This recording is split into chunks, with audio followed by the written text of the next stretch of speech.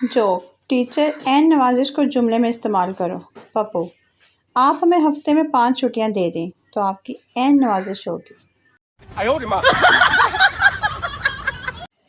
Joke आपको पता है पाकिस्तान में क्या हो रहा है? नहीं पता? रात हो रही है भाई, सो जाओ। No no no no. Joke एक दर्दमंद पाकिस्तानी ने किसी बुजुर्ग से कहा, बाबा दुआ करें कि मुल्क से सारे चोर ख़त्म हो जाए। बुजुर्ग बोले, बेटा इतने बड़े मुल्क में अकेले रहकर क्या करोगे?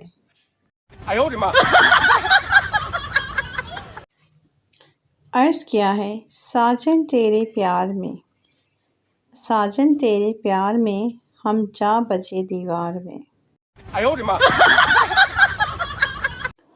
जोक लड़की शर्माते हुए, ये प्यार क्या होता है? चीता प्यार का रिश्ता दो इंसानों में वही होता है जो रेत और सीमेंट के दरमियान पानी का होता है।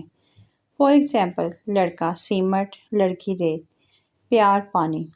आप अगर रेत और सीमेंट को आपस में मिला दिया जाए तो वो मजबूत नहीं हो सकती, लेकिन अगर हमने पानी मिला दिया जाए तो इनको कोई जुदा नहीं कर सकता। लड़की हंसते हुए, चवल इंसान तो मुझे शक्ल से ही मिस्त्री लग रहा था। No no no no.